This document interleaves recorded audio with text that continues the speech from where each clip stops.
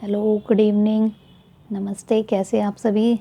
मेरा नाम कविता शर्मा है और आज हम पढ़ेंगे वर्ब यानी क्रिया। क्रिया किसे कहते हैं, वो कितने प्रकार की होती है। तो हम स्टार्ट करते हैं। क्रिया यानी वर्ब। वर्ब किसे कहते हैं। क्रिया जिन शब्दों से क्रिया या कार्य संपन्न होने का बोध होता है या कार्य करने या कार्य चल रहा है उसका बोध होता है, उसे कहते हैं क्रिया। जैसे किसी काम को करते हैं हम, या कंप्लीट हो गया कोई काम, या उसको हम चालू है करंट में, या उसने पहले किया था या आगे करेंगे, तो ये सब क्रिया होती हैं। तो इसको ही क्रिया कहते हैं। जैसे खाना, पीना, रहना, सोना, जागना, भागना, दौड़ना, चढ़ना, चलना, ये सब क्रिया कहलाई जाती है। ठीक है, इंग्लिश में इसको वर्ब कहते हैं। जैसे सीता खाना खाती है, सीता खाना खाती है, घोड़ा दौड़ता है, सीता खाना खाती है, घोड़ा दौड़ता है, तुम स्कूल जाते हो, शाम भागता है, राहुल सोता है। तो ये सब क्रियाएं हैं ये। ठीक है, किसी काम को हम कर रहे हैं, क्रियाएं होती हैं। क्रियाओं को दो भागों में बांटा गया है, कर्म के आधार पर, दूसरा रचना के आधार पर। कितने भागों में बांटा है क्रिया को? दो भागों में बांटा गया, कर्म के आधार पर, रचना के आधार पर। ठीक है, तो हम फर्स्ट पढ़ेंगे कर्म के आधार पर। कर्म के आधार पर भी क्रिया को दो भागों में बांटा है, सकर्मक क्रिया, अकर्मक क्रिया। और रचना के आधार पर कितने भागों में बांटा है? 5 भागों में। सामान्य क्रिया, संयुक्त क्रिया, नाम धातु क्रिया, प्रेरणार्थक क्रिया, पूर्वकालिक क्रिया। लेकिन आज हम पढ़ेंगे कर्म के आधार पर क्रिया के भेद।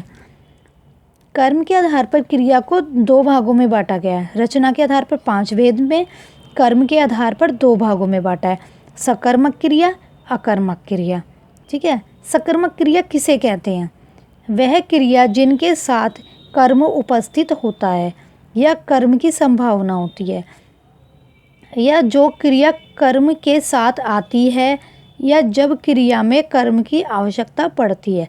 मतलब ये है कि सकर्मक क्रिया वह होगी जिसमें कर्म की आवश्यकता जरूर पड़ती है या किसी काम का होना पाया जाता है जिसमें, उसको कहते हैं सकर्मक क्रिया।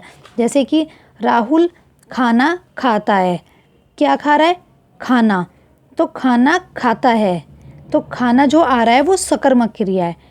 ठीक है, राहुल सड़क पर दौड़ता है या पानी पीता है, ये होगी सकर्मक क्रिया जिसमें कर्म का बोध होता है। जैसे राम फल खाता है, सीता गाना गाती है, मोहन पढ़ता है। तो ये काम कर रहा है, वो काम का इसमें पता चल रहा है हमें। ठीक है, राम के द्वारा पुस्तक पढ़ी जाती है, राम के द्वारा पुस्तक पढ़ी जाती है। अध्यापिका पाठ पढ़ा रही है। क्या करा रही है? पाठ करा रही है, तो वो भी कर्म होगा। माली ने पौधों को सींचा, प्लांट में माली ने पानी खाद डालकर उनको सींचा, बड़ा किया, तो ये भी कर्म कर रहा है। अमन फिल्म देख रहा है, नौकरानी झाड़ू लगा रही है, पक्षी आकाश में उड़ रहे हैं। अगर आए पक्षी उड़ रहे हैं तो वो अकर्मक होगा, लेकिन पक्षी आकाश में उड़ रहे हैं वो कर्म हो जाएगा आकाश, तो वो आ जाएगा सकर्मक क्रिया। राधा ग्रंथ पढ़ती है, ये सकर्मक क्रिया। अब पढ़ते हैं अकर्मक क्रिया। सकर्मक क्रिया में कर्म का बोध होता है, लेकिन अकर्मक क्रिया में कर्म का बोध नहीं होता या कर्म का अभाव पाया जाता है। वह क्रिया जिसमें क्रिया का प्रभाव कर्ता पर पड़ता है, जिसमें कर्म की उपस्थिति नहीं होती, जिसमें कर्ता होता है लेकिन कर्म नहीं होता। शाम सोता है, इसमें क्रिया नहीं हो रही, काम नहीं हो रहा है, कोई भी कर्ता ही कर रहा है। पक्षी उड़ रहे हैं, देखिए पक्षी आकाश में उड़ रहे हैं, तो ये हो गया सकर्मक क्रिया, लेकिन पक्षी उड़ रहे हैं, यह आ गई हमारी अकर्मक क्रिया। मछली तैर रही है, अकर्मक क्रिया, लेकिन मछली पानी में तैर रही है, वो सकर्मक क्रिया। राम कूदता है, वह सोता है। जैसे ऐसे ही बहुत सारे एग्जाम्पल होते हैं।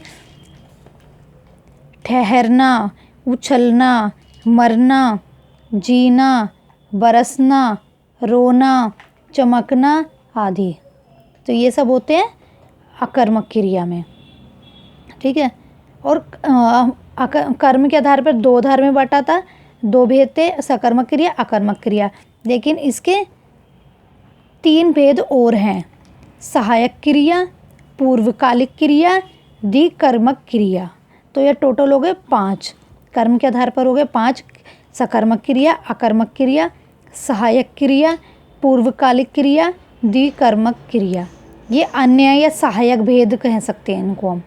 जैसे होता है ना, उद्देश्य है और सहायक उद्देश्य है, तो दो चीज़ें आ जाती हैं, तो ये वो ही हैं। सकर्मक क्रिया, सहायक क्रिया मुख्य क्रिया के साथ प्रयुक्त होकर वाक्य के अर्थ को स्पष्ट व पूर्ण करती है। सहायक जो किसी भी क्रिया है उसके साथ जुड़कर वह सहायक बन जाती है। जैसे वे हंसते हैं, ये दो चीज़ें हो गई। हम घर जाते हैं, तो ये दो क्रियाएं हो गई। ठीक है।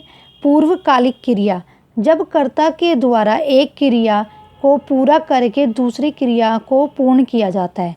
एक क्रिया के बाद तुरंत दूसरी क्रिया हो रही है, वह हो जाएगी पूर्वकालिक क्रिया। कर्म के आधार पर कितने आता है, सहायक क्रिया, पूर्वकालिक क्रिया, द्विकर्मक क्रिया। सहायक क्रिया वो क्रिया होती है जो किसी मुख्य क्रिया के साथ जुड़ कर आती है। पूर्वकालिक क्रिया वह होती है जो इसमें एक क्रिया के बाद तुरंत दूसरी क्रिया हो रही है। जैसे कि राम खाना खाने के बाद हंसता है, शाम नहाकर पूजा करता है। ठीक है। जैसे वह नहाकर खाना खाने लगा, या विद्यालय से आकर वह पढ़ने लगा। एक क्रिया के बाद तुरंत दूसरी क्रिया हो रही है, तो ये पूर्वकालिक क्रिया होती है।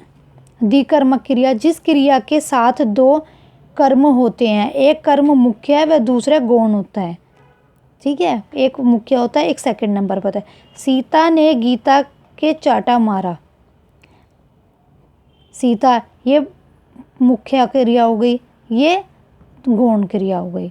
राम ने विराट को खाना खिलाया, शिक्षक ने छात्रों को हिंदी पढ़ाई। शिक्षिका आएगा, सॉरी।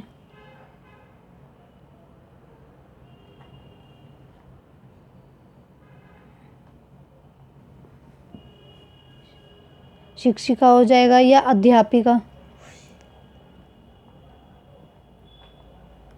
अध्यापिका ने छात्रों को हिंदी पढ़ाई। राधा अपने भाई के साथ फिल्म देख रही है। ठीक है।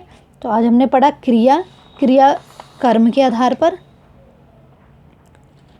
आधार पर दो भागों में बांटते हैं, सकर्मक क्रिया, अकर्मक क्रिया। ठीक है। सकर्मक क्रिया वह होती है जिसमें कर्म का होना कम पाया जाता है, अकर्मक क्रिया वह होती है जिसमें कर्म का होना नहीं पाया जाता। और इसके तीन और सहायक भेद होते हैं। सहायक क्रिया जिसमें किसी सहायक की क्रिया की आवश्यकता होती है। पूर्वकालिक क्रिया वह होती है जिसमें एक क्रिया के बाद दूसरी क्रिया होती है। द्विकर्मक क्रिया जिसमें दो दो क्रिया होती हैं। तो आपको मेरी क्लास अच्छी लगी हो तो इसको लाइक करें, शेयर करें, सब्सक्राइब करें। और नेक्स्ट क्लास में क्रिया के सेकंड वाला पोर्शन पढ़ेंगे रचना के आधार पर। ठीक है। रचना के आधार पर क्रिया के कितने भेद हैं, रचना के आधार पर क्रिया के 5 भेद हैं। सामान्य क्रिया, संयुक्त क्रिया, नाम धातु क्रिया, प्रेरणार्थक क्रिया, पूर्वकालिक क्रिया।